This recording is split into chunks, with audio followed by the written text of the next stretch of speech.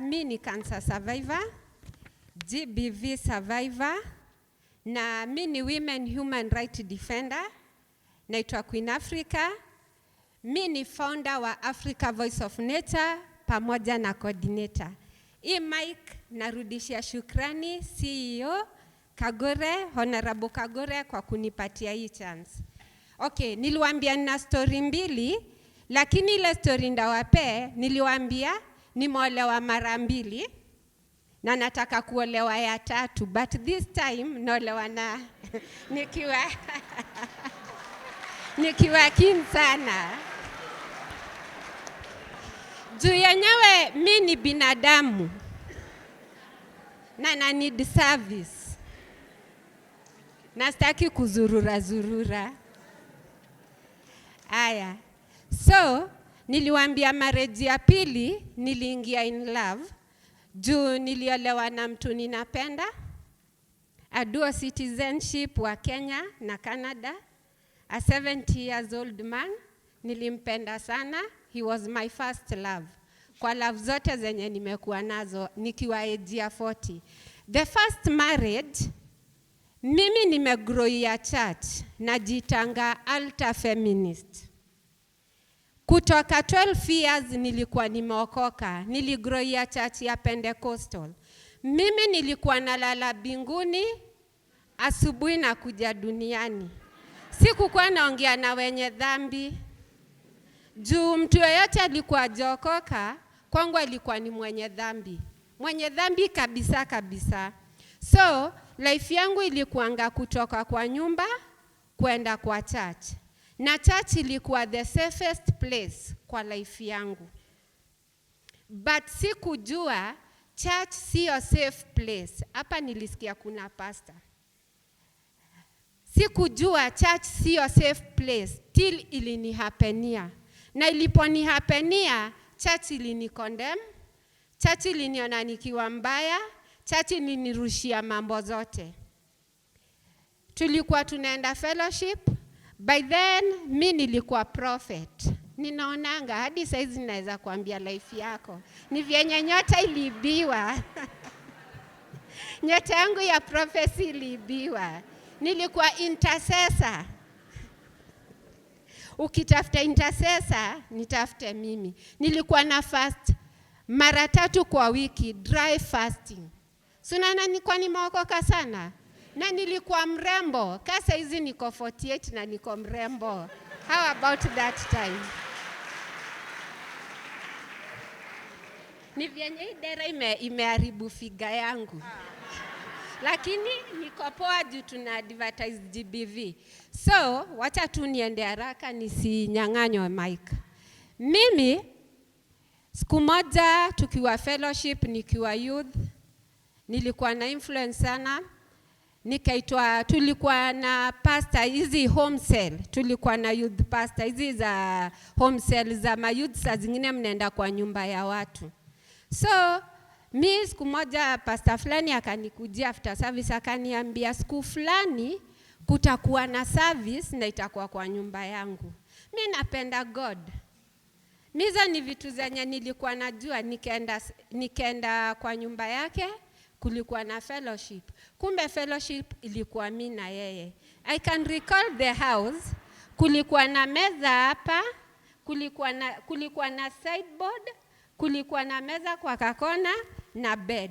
So mimi nikakalia meza nikigojea watu wakuje. Akaniambia hapana, wewe do hivi, wewe kalia kitanda uache kufinywa. Niko na yenyewe ananiconsider. Nikakalia kitanda. So, akaanza kuniongelesha. Mark this. Mimi nilikuwa vajo. Nilikuwa nimejimaintain, nataka ule mtu atanioa, ataoa holy girl. Unaona nimelelewa church. So, tukiongea aliniangusha hivi kwa kitanda juu nimekaa. Sikutolewa panty. Nimesema hii section tunaambia na ukweli bila kuficha kitu yoyote, juzi ni vitu zina happen. Sikutolewa panty, nilikuwa na skati, na skati ya black. So, akanitoa hii nguo, akaenda ka sideways, panti yake iweka hivi kando. Na aka have sex. Mimi nilikuwa nasikia uchungu kwa roho, kwa mind, na shindwa hii ni nini. By the way, ilikuwa my first time kuona sehemu ya mwanaume. Juu nimegrow ya church, altar girl. Yani that was my life. So, naka penetrate. Kutoka hapo, so I was like, nilitoka mbio. Nikashindwa ndenda kuambia mama yangu aje. Na unajua church tumeambiwa, usikaje ukaingia kwa nyumba ya mwanaume. Nimeingia kwa nyumba ya mwanaume juu ya fellowship. Usikaje yani ilikuwa taboos in 90s ukiwa kwa church hadi kuguza mwanaume hivi. Ilikuwa tabu. Wale wa Gen X mnaelewa ile life tuligrow that time. Ilikuwa bad sana. So mimi nikanyamaza na nikaambia God, nisaidie nisipate mimba. Lakini maombi yangu haikufika. So nikaenda home, mimi nikaoga, nikakuwa traumatized. Siwezi ambia pastor, siwezi ambia mtu yoyote, niko tu. Mi hadi saa hizi menstruation period zangu naweza kosa 1 month, 2 months, alafu inarudi na kam. Hata sasa najua, hata sijuangi kama nimefika menopause. Kuna time nilikosa, nikajua nimeingia menopause. So, tena ikarudi kakam. So, hiyo kitu inani confusingi. So, siwezi cheza mbaya, naweza get ball. Aya. So, ikakuwa hivyo. Mimi siku moja nilikuwa adhiriva kwa kazini yangu, nikaanza kutapika, nikisikia harufu ya vitunguu, nasikia ikiwa mbaya. Nikarudi home, nikaenda hosi, uko Mode. Mimi nimezaliwa Kaloleni na Makongeni. Nikagrow ya Dandora kutoka age ya 11 years. Ni vizuri kusema penye umenini. Na saizi dini home Embakasi North. So, that time, vyenye tulienda hosi, daktari akaniambia, wacha tukupime. Umesikia nimwambia hadi nikisikia kitunguu na tapika. Nikapimwa ball, nikatumwa siku hiyo laboratory, nilikuwa hapa Outer Ring. Nikaenda Outer Ring, nikarudi. So, mimi napeana results, niko very innocent, sikukuwa najua negative na positive. Juu ya kuishi life spiritual. Kuna different kubwa sana ya msichana amelelewa church. Na church inafaa ianze kufundisha hizi vitu, iwache kufanya watu wakuwe spiritual na bado tuko physical life. Ni mbaya kukuanga spiritual na ufundishi watu life yao ya physical. So mimi results daktari nikasikia nasa ananiambia, unajifanya hapa hivi, kumbe uko na mimba. I was like, nina mimba aje? Nikaingia kwa daktari nikilia. Daktari ananiuliza, unalia kwa nini? Nasa ananiambia nina mimba daktari, na mimi sina mimba. Akaniambia results zinaonesha na una mimba. Nilimwacha na hiyo karatasi, nikakimbia hadi home. Kutoka Molem ilikuwa inaitwa St James hadi kwetu Dandora phase 1. Nikachukua mamangu, nikamwambia kuja usikie vyenye daktari anasema. Tukaenda na mama yangu, nitagetaje mimba? Mimi siku have sex. Na tena mimi najua sex ni utoe suruari. Iliwekewa hivi, lakini niliona vitu za white. Niliona vitu za white kusema ukweli.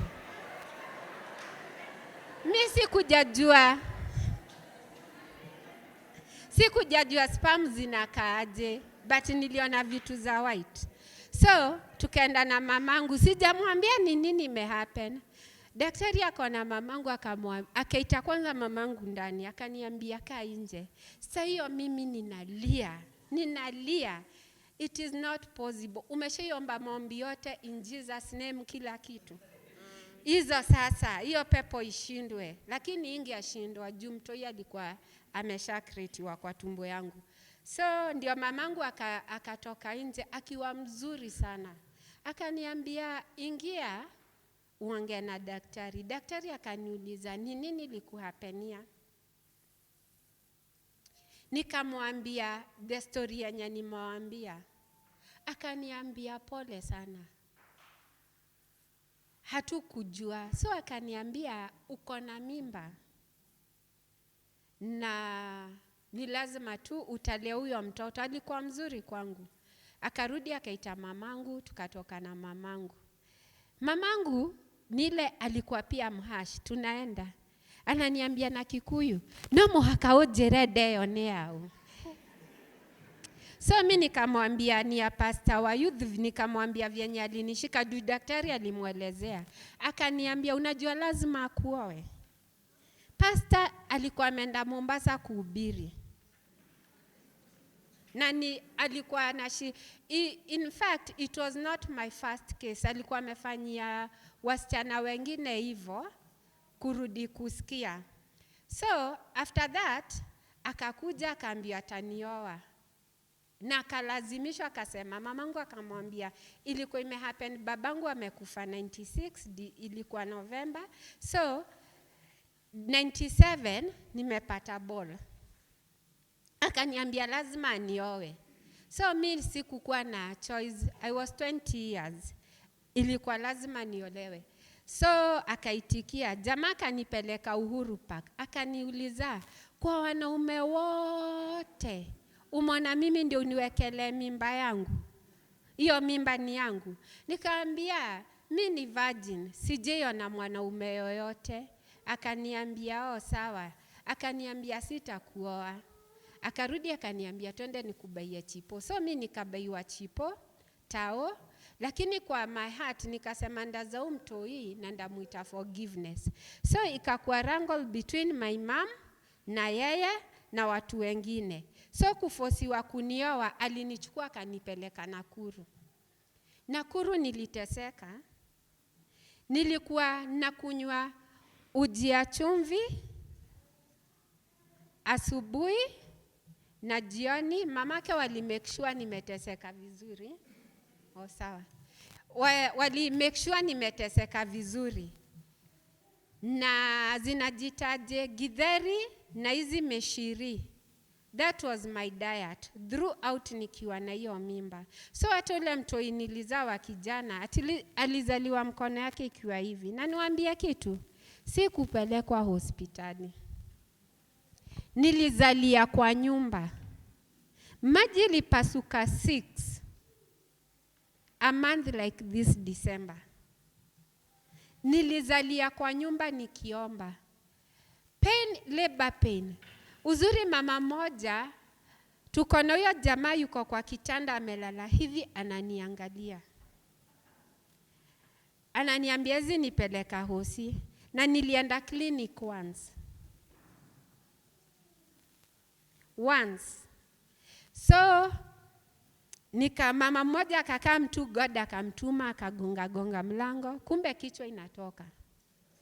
Mimi nimesimama tu hivi. Akamwambia toka, akaita wa mama wengine, wakaniwekea manguo nyuma, nika give birth to my firstborn. So hizi ni vitu zinafanyikanga. And then through that marriage nikirudi home, naambiwa chenye God ameshikanisha, binadamu asitenganishe. Narudi back to that marriage.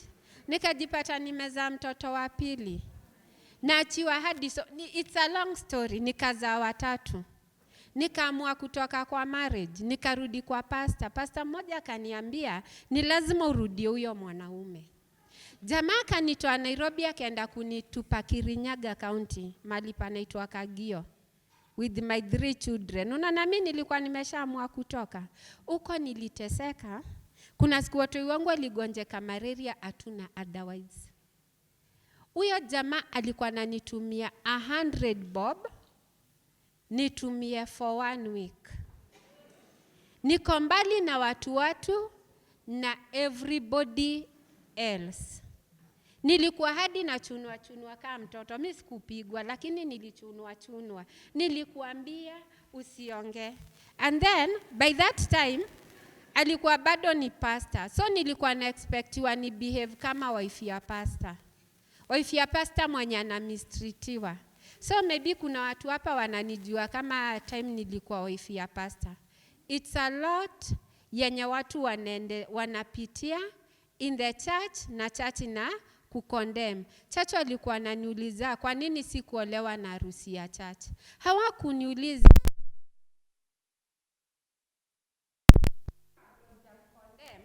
ni nini imekufanyikia kwa life yako, ukifika hapa kuliendaje. So that is me. Nina story refu sana, ya pili sijawaambia, nitawaambia another time. Na pia kama human right defender, women human right defender, napenda kuambia watu story ya GBV. Si rape, mi yangu ilikuwa rape na forced into marriage. Wengine ni economically, unateswa na mwanaume economically. Wengine na kutocha akili, ni kushinda akikupigia kelele all the time. Na time yangu imeisha na nitasimama hapo. Asante, mpigieni makofi.